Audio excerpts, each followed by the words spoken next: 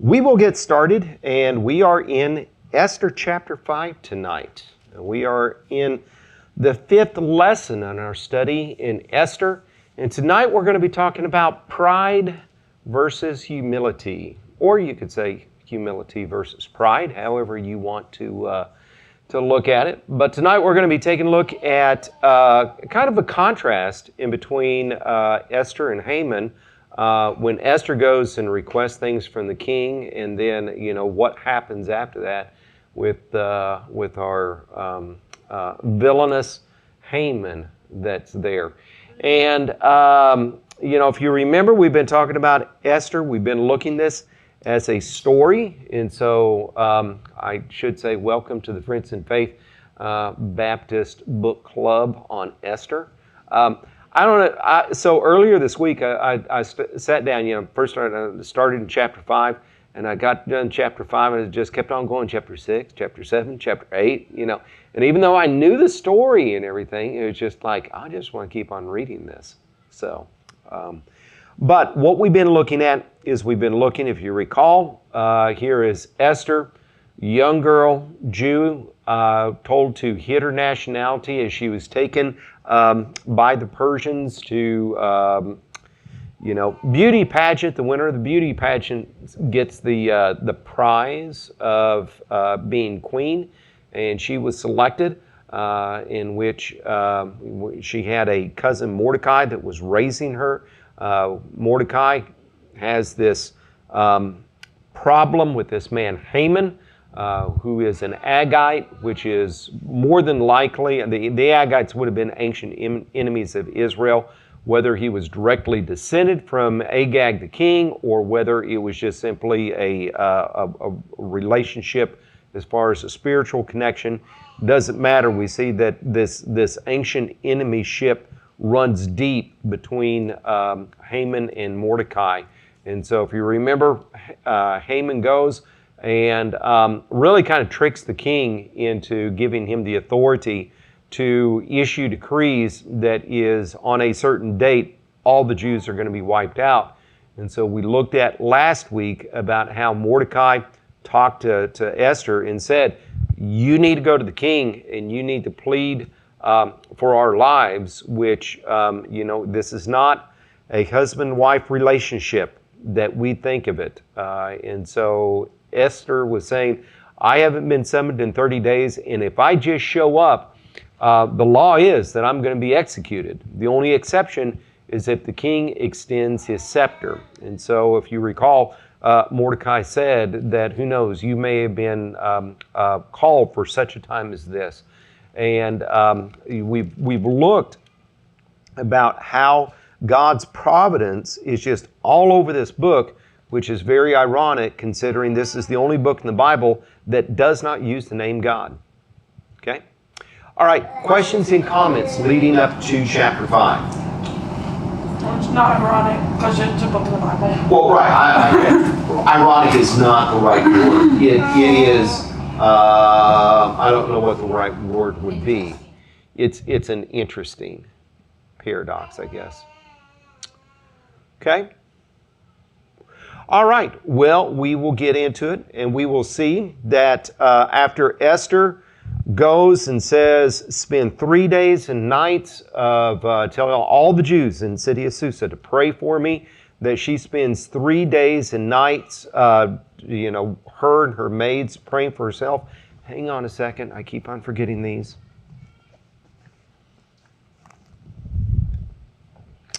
So we see in chapter 5 and in verse number 1, it says, on the 3rd day, Esther put on her royal robes and stood in the inner court of the palace in front of the king's hall.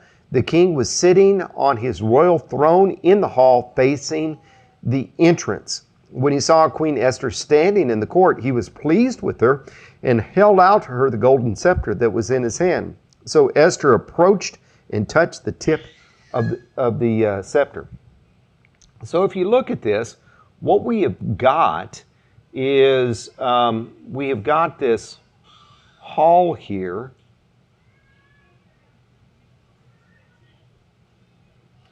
where the king is going to be sitting. And then we have got this inner courtyard or inner court. And this is where Esther is going to be standing. Okay? And so, King Xerxes sees Esther standing there and extends his scepter to her. Okay? All right, so here's a question for you, and that is, why do you think the Bible draws out the detail of Esther putting on her royal robes?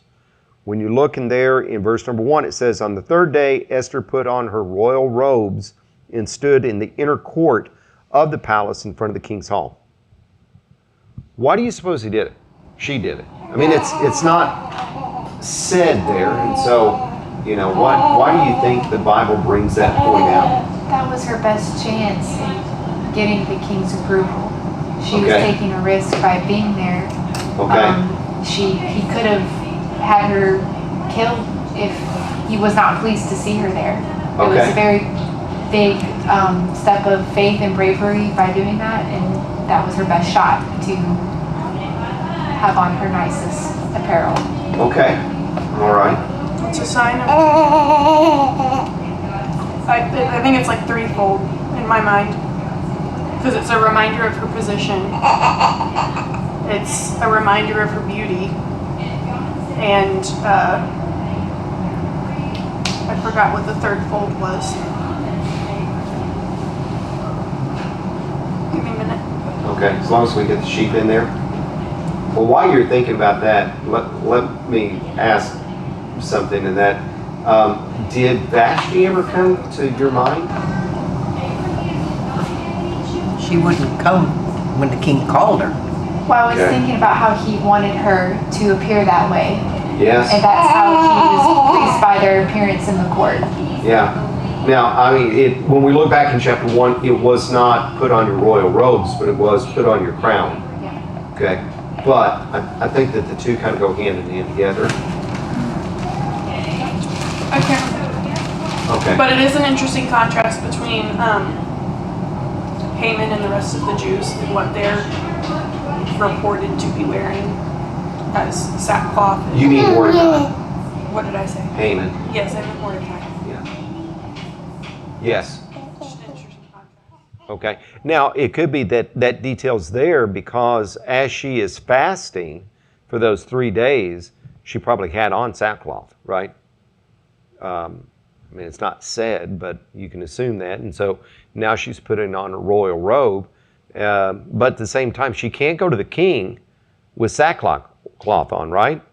I mean, that would be, her chances if she did that would be absolutely nil at that point. Because if you remember, nobody could even approach the palace area in sackcloth. That's why Mordecai was at the king's gate. And evidently, he was a little bit being on the risky side even doing that. And so, it could be that detail. But whatever the case is, I think that, that little detail is going to kind of tell us something in just a second, okay? All right, so continuing on down, we see what happens after the king extends the scepter to Esther. It says in verse number 3, the king asked, "What is it, Queen Esther? What is your request? Even up to half the kingdom, it will be given to you." And so, Esther was not there risking everything by just simply saying, "Hey, king, I wanted to see you, hubby, because I love you so much." It's not that at all.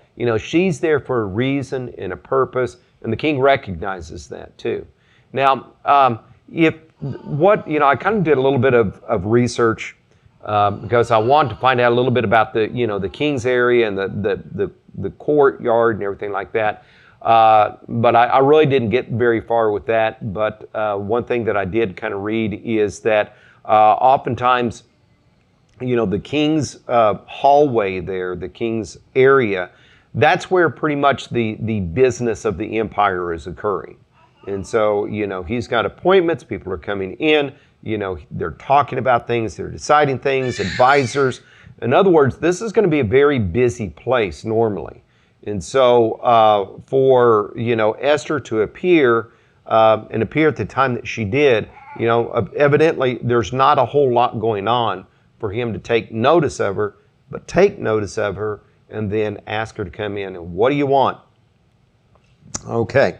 So she says in verse number 4, "If it pleases the king," replied Esther, "let the king, together with Haman, come today to a banquet I have prepared for him." Okay?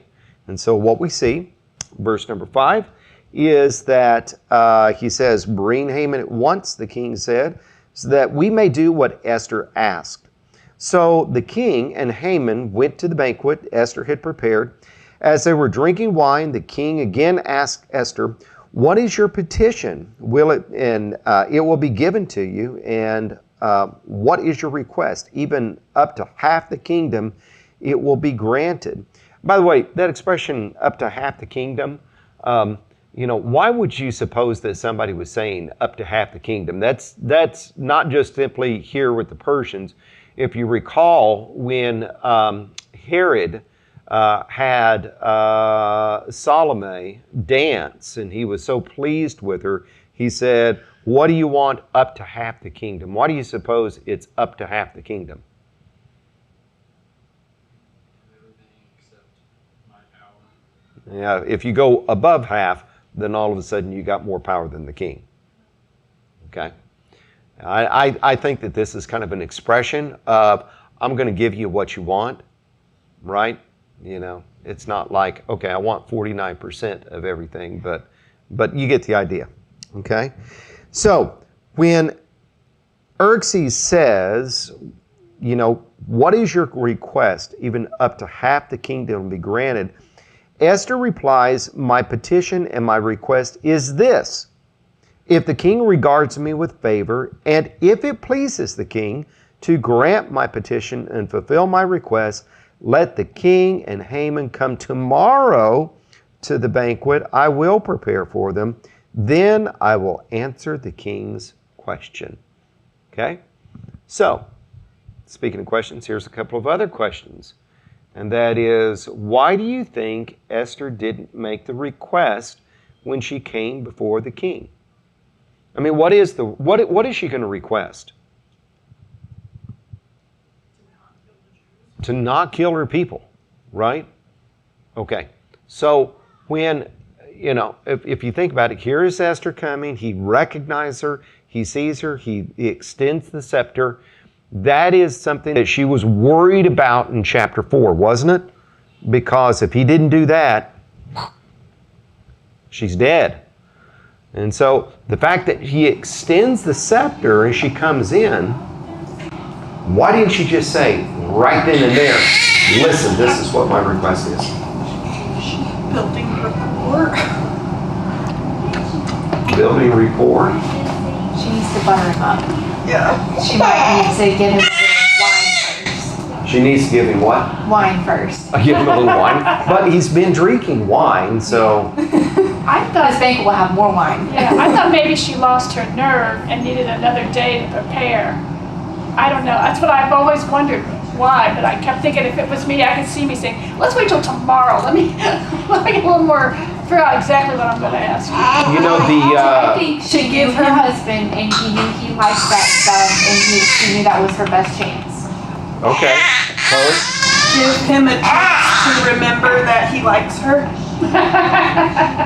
Okay. He hasn't seen her in a month. Okay. Who knows how long it was before that. Maybe the Spirit led her. Maybe the Spirit led her. Yeah. Okay. All right. We really don't know the answer to that. That's why I said, why do you think? Because it doesn't say, and this, especially of why she had these two banquets, that is something that is kind of, a matter of debate right there. Okay. I don't think, though, and this is just me thinking, I don't think that she chickened out. Okay? And the reason why I don't think that is just, if you think Okay, she's been praying and fasting for 3 days, right? And she's really afraid at the very beginning, what happens if he doesn't extend the scepter? He's extended the scepter. And her request is come to a banquet. And he shows up to the banquet with Haman. You know, it's kind of like she's in. Okay?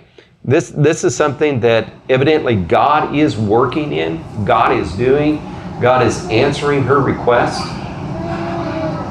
All right? Back in chapter 4, she resolved to, if I perish, I perish. At this point, there's no point in chickening out. She's Right. already resolved to die. And I mean, and what's there to chicken out over? Because the hard part's behind you, right? Because, you know, it's like, I'm going to come before the king. King, would you please spare my life and the life of my people, the Jews? What if he says no? She's dead anyway. That's what Mordecai told her. But, you know, so that's why I don't know that. I mean, maybe she chickened out. When you watch there's a movie about, you know, down in Branson, they had Esther, and they have it on DVD. They take that approach. But I don't know from what we discussed about that. But let's go on to the next question, and that is this. Do you think that spending the time in prayer helped her develop a plan? Okay. And so, you know, she spent 3 days and 3 nights praying about this. You know, when you're praying about something for 3 days and 3 nights, you know, it's not just simply about God spare my life. God, let me have the scepter extended to me. God, protect my people. Okay? You know, there's a little bit more to it. And so I kind of think that in those 3 days and nights, you know, the Lord may have kind of, Trina, like what you said, you know, led her along. And maybe all of this of, hey, this may be the best approach for me to do. Because after all, Haman's the fly in the ointment here, right? And so she's going to go, she's going to say, you know, first of all, come to a banquet and bring who? Haman, right? And so then the second thing is, hey, if you look at what she says here, she says, if it pleases the king, or excuse me, skipping down to verse number 6. As they were drinking wine, the king again asked Esther, what is your petition? It'll be granted to you even after the king. Verse 7, excuse me. Esther replied, my petition, my request is this. Verse 8, if the king regards me with favor and it pleases the king to grant my petition and fulfill my request, let him come to the banquet. And so again, she's saying, you know, if you really are pleased with me, if you really want to grant this request, then come to the banquet. Now, put yourself in Xerxes' position, right? Your queen comes in, you extend the scepter. What do you want? And then all of a sudden she says, come to a banquet I've prepared for you. Do you think that there's more to it than that? But do you know? But are you curious? Okay, what do you want, Esther? If you're pleased with me, and if you want to grant my request, because he said up to half the kingdom, if you want to grant my request, then come to another banquet. Man, she is really stringing him along, don't you think? Okay. So I think that, you know, when you look at this, there really is some wisdom that's there as well. And I think that the Lord kind of led her along during that time of prayer. Now, is there something that we can learn from this? Of course. Okay, like what?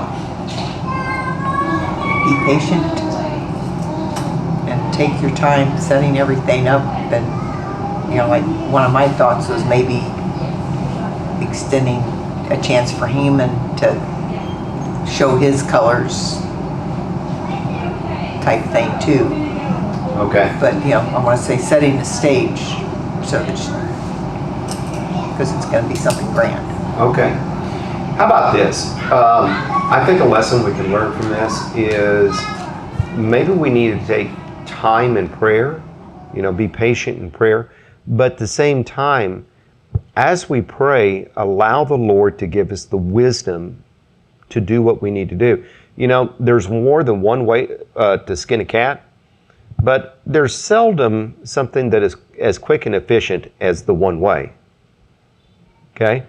And so when you think about doing something, and you think about doing something in a spiritual regard, I think a lesson to learn from it is, we need to take some time praying about it.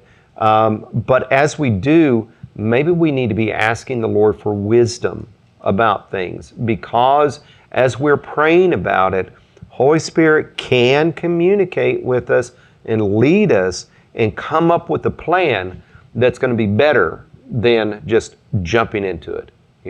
When Mordecai came up to her and said, "Hey, I want you to do this," Esther could have said, "Okay, well, hey, everybody pray about me tonight. I'm going tomorrow." Okay. All right. Other questions and comments before we start to move on to Haman, that vile Haman? The Lord could have been using the time also to compare and contrast the queen and Haman, like her sweet spirit. Why is she that way? What is, and then his greed and selfishness. Yeah. And the more time they were together, that probably the more it showed. Yeah.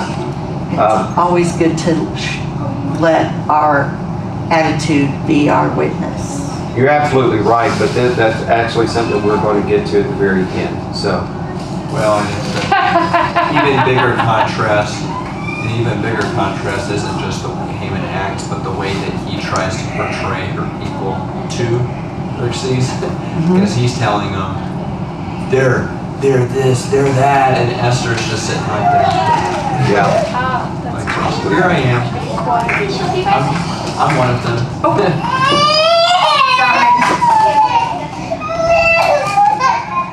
All right.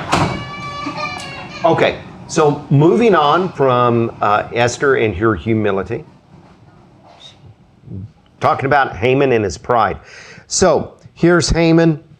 He leaves, and so in verse number 9, you notice that it says that Haman went out that day happy and in high spirits. But when he saw Mordecai at the king's gate and observed that he neither rose nor showed fear in his presence, he was filled with rage against Mordecai. Imagine that, everything is going fine until all of a sudden you come across that one individual. Notice that Mordecai is not rising, but notice he is not showing fear. Do you think Haman is expecting him to be afraid? Do you think Haman is expecting Mordecai to fall down before him and beg and plead for his life? But Mordecai's not doing that, is he? Why do you suppose Mordecai's not being afraid? Well, if you think about it, Mordecai knows that this is in God's hands, and it's in God's plan, and I think that Mordecai knows that even if he perishes, he's in God's hands. And he's within the will of God, so everything is going to be okay, regardless of what is going to happen. But I think that also Mordecai has a belief that God is using Esther to deliver his people. Okay? All right. So it says, verse number 10, that he is filled with rage against Mordecai. Nevertheless, Haman restrained himself and went home. Calling together his friends and Zeresh, his wife, Haman boasted to them about his vast wealth, his many sons, and all the way the king had honored him and how he had elevated him above the other nobles and officials. And that's not all, Haman added. I'm the only person Queen Esther invited to accompany the king to the banquet she gave, and she has invited me along with the king tomorrow. So you can see that Haman is really full of himself at this point, isn't he? This idea about how he's got vast wealth, he's got many sons. He had 10 sons in the Persians, especially the Persian government. Having a lot of sons was more honorable than being a wealthy man. And so he's saying, I've got wealth, I've got a bunch of sons, I've got power and position. And how do you like that? He is so proud of himself that Esther has invited him to not just simply one banquet, but another banquet too. You know, he is really, really on cloud nine. Yeah. Reading between the lines, it's so sad that he has to go and blow himself up like this after being disrespected by like one insignificant person. Yeah. And his ego is so bruised by that he has to go get all of his friends and his wife, puff himself back up. Right. But notice this. It said in verse number 13, but all of this gives me no satisfaction as long as I see that Jew Mordecai sitting at the king's gate. And so, you know, you look at that and you just see that Haman's got a lot of pride. And with pride comes a lot of problem. Let's talk about this for a second, okay? When we go back into verse number 9, where Mordecai is at the king's gate and he observes that he doesn't rise in the king's presence. Now, when chapter 2 was there and everybody was supposed to honor Mordecai, Haman, what did Mordecai not do?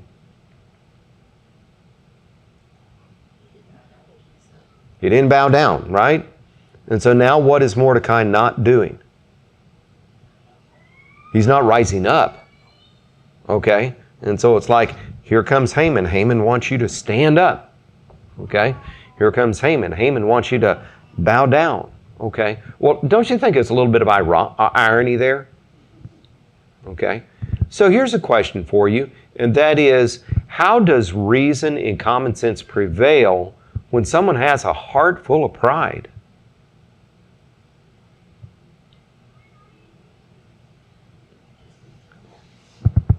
It doesn't. Why doesn't reason and common sense prevail when somebody is very prideful? There's no room left. I mean, his head is so puffed up with his ego, there's no room for any common sense. Yeah. I mean, just think about this for a little bit. You know, when somebody has, such a prideful view of themselves, they really are not thinking about things objectively. They're not thinking about things honestly. All they're thinking about is how great and wonderful they are. And when you start to think, I say you generically, when a person starts to think about how great and wonderful they are, they're really not all that great and wonderful, are they? Ultimately. And so, they're already fooled. They're already deceived. And so, that is something for us to remember about pride, is that when we start to become prideful, we kind of run the risk of not really thinking all that clearly about things, right? Okay. And something else is, the next question is there a connection between pride and hatred?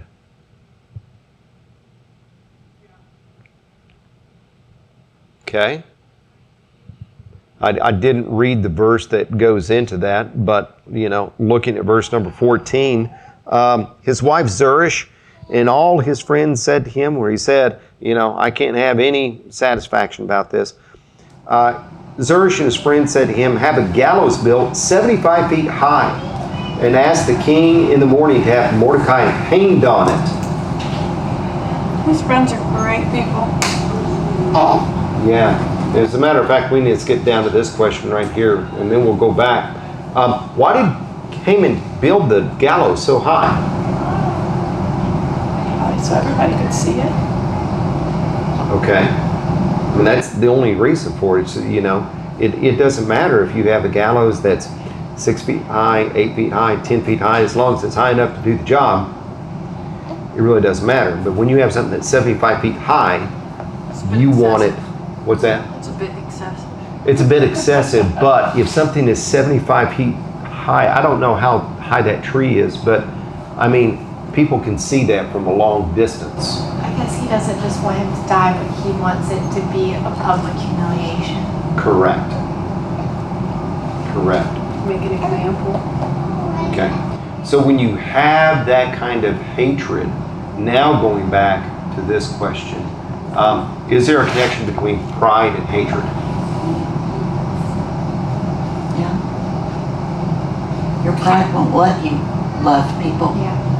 Yeah. Well, because of your pride, you want yourself as high as you can, and when you can only get yourself so high, you can only resort to making others lower. Exactly. Right. I mean, it sounds like he wants to raise him up pretty high. What's that? Sounds like he wants to raise him up pretty high, actually. Yeah.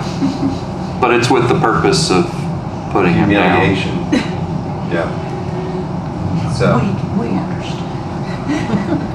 So. I need to make sure Quentin understood. So, there is a connection between pride and hatred. So if there's a connection between pride and hatred, do you think that there's a connection between humility and love? Yes. Sometimes, well, I won't say sometimes, nearly all the times, to really love someone as God loved us, we have to have humility. All right? If we don't have humility, then we're certainly not going to love others with the way and the love that God has loved us. After all, wasn't it an act of humility for Jesus to come and die on the cross? Yes. Right. And that's the ultimate act of love. It's more like, what do you love more? Yourself or others? Yeah. Right. It's relative. And the absence of love is hate. So, do you love yourself more? That's pride. Do you love others more than yourself? Then that's love for others, or humility to yourself. But if you treat it that way, you say, well, then the absence of love is hate. So if I love myself, then I hate others. Then it's kind of like saying, if you love others, then you hate yourself too. Well, I wouldn't go that far. That's just the use of the word hate. Yeah. That's the comparison. You say pride and hatred versus humility and love. Then you're using the word hate in that situation. But you could also kind of replace hate with denying yourself out of love to others. Well, in this case, this love is not just simply, the hate is not just simply a passive hate of, this is an active hate, because when we look at verse number 13, he's saying, have the gallows built 75 feet tall, and ask the king in the morning to have Mordecai hanged on it. In other words, kill Mordecai now. Don't even wait for the time. Kill him now. Kill him publicly.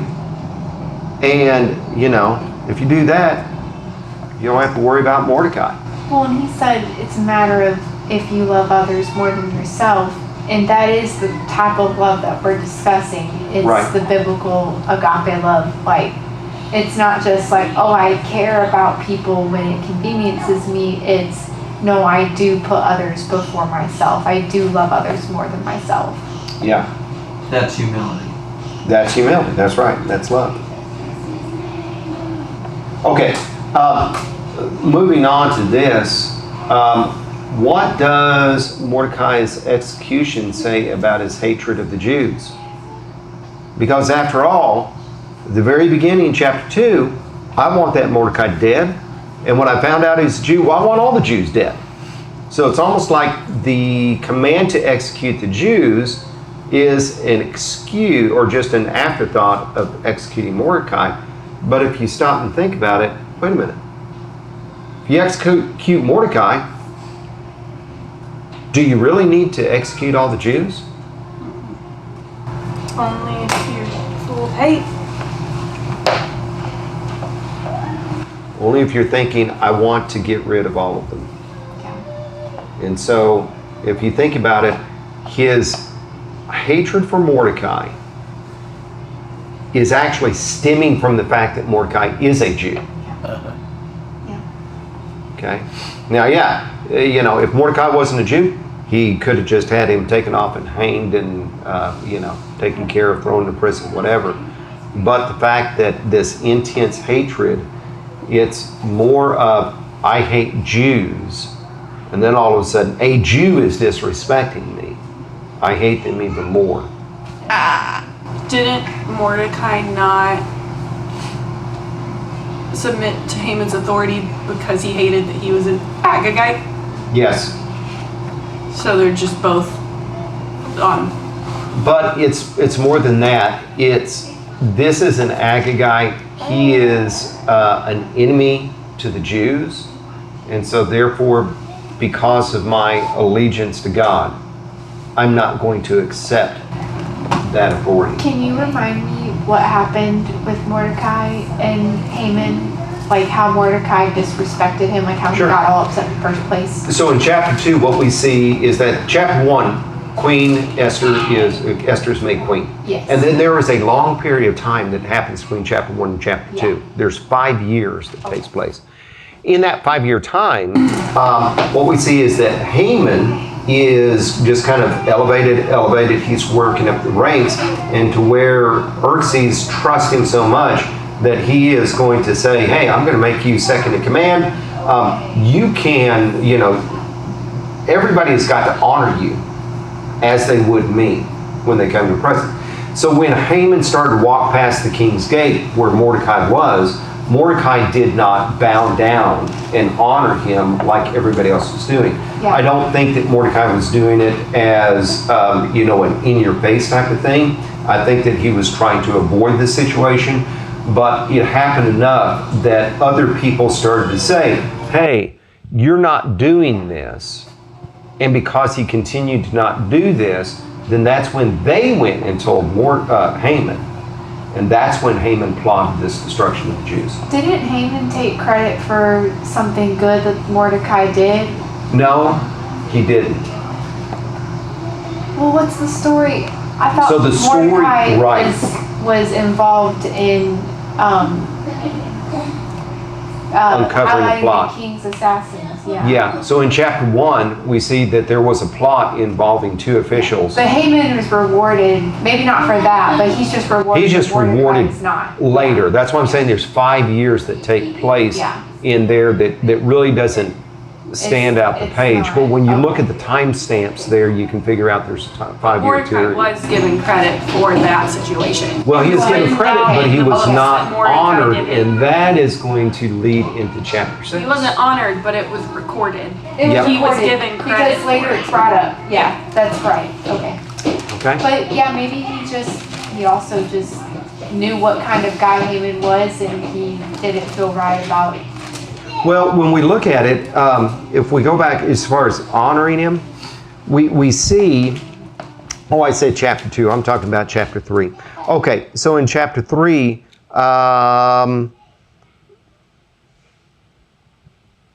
in verse number 3, it says, when the royal officials at the king's gate asked Mordecai, why did you disobey the king's command? Day after day, they spoke to him, but he refused to comply. Therefore, they told Haman to see whether Mordecai's behavior would be tolerated, for they told him he was a Jew. Going back before that, we see that it says, verse number 1, after these events, King Xerxes honored Haman, the son of Hammedatha the Agagite, elevating him and giving him a seat of honor higher than all the other nobles. All the royal officials at the king's gate knelt down and paid honor to Haman, for the king had commanded this concerning him, but Mordecai would not kneel down or pay him honor. And it's because, he was a Jew. Okay. They And the were fact that, ancestral enemies. Yes. yeah. Okay. Well, and if you just look at basics of this, it's evil's been trying to stop the plans of God for the Jews and salvation since Adam and Eve. Yes. And as long as there's one Jew left on the earth, God's plans are still in effect. Right. And so let's kill all the Jews.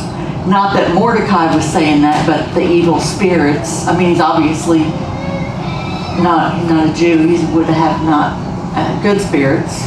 So this could play into the plans of, I think, evil spirits whisper in the ears of evil men to always try to wipe out the Jews, and that's never going to happen, but they keep trying. I think sometimes people hate Jews and they don't even really understand their hate. It is that connection with God, yeah. Absolutely. Okay, real quick, let's talk about this last question here, and that is, why is it hard for a person to be satisfied with a heart full of pride? Because if you think about it, Haman's got everything going for him, right? And he says, I've got wealth, I've got sons, I've got position. Esther is honoring me with this banquet. I'm going to a banquet tomorrow. But if you look in chapter 5 and in verse number 13, he says, but all this gives me no satisfaction as long as I see Mordecai sitting at the gate. So there's always going to be an as long as. Pride can't Even when let things go. Mordecai's not there, there's going to be something else that's going to just gets under my skin. Okay. Enough is never enough. Right. So you think that maybe there's a connection between pride and greed sometimes? Well, I think the whole idea of pride is wanting to lift yourself up. And by nature, we're not perfect. We're not good. We're needing to be humbled. And so by nature, you're always going to be reminded that you're not good. The Holy Spirit's going to be reminding you you're not good. God's going to be telling you you're not good. And so you're constantly trying to prove that wrong. So, yes. And anything that proves that wrong or points to that is something you want to get rid of or overcome. Yes. So we're never going to be satisfied when we have pride in our hearts. But what happens when we have humility? Do you think we can be satisfied with humility? Yeah. You'll have God in your heart too. I don't think you have room for God if you have pride in your heart. So, Yeah, we're designed with a hole. It's a Jesus-shaped hole. Okay. Nothing else will fill it. That's right. So you see the contrast here between Ezra's humility and Haman's pride. You know? Esther, did I say Ezra? I think so. I wasn't sure. Esther, Okay. what's that? You definitely said Ezra. Okay. Just thought you should know. I'm sure Ezra had pride, or excuse me, humility too. But Esther's humility versus Haman's pride. And so you look at Esther and you see this woman who is showing, she's showing humility. She's showing humility by, just standing there, waiting for the king to recognize her. You see that she's showing humility by doing what would be pleasing to God to begin with. You notice that she's demonstrating humility in how she is approaching things and how she's talking about things. And you see on the contrast, you see Haman having all this pride, not just simply pride of life, but also pride towards God and pride of trying to wipe out God's people. And so I look at this chapter and I see this contrast that's taking place. Okay, you got any last minute questions or comments before we leave off tonight? I wonder, and I was kind of just glancing to see if I could see it, but Esther was saying, I might die if I go into the king's presence. But Haman would probably say, I can go into the king's presence whenever I want to. Yeah. I don't know if he had that kind of access, but I think that if he showed up at the inner courtyards, the king's always going to recognize him. Yeah. Well, he would be thinking that the king will recognize me. Right. Like, he wouldn't be worried about it. He'd be thinking, I'm worth it. And I was kind of glancing at chapter 6 to see if there's to support that. Well, But what? a little side note for husbands, ain't nobody worth more than your wife. So always recognize your wife and extend that golden scepter to her. Sometimes I feel like I need a golden scepter. Not today.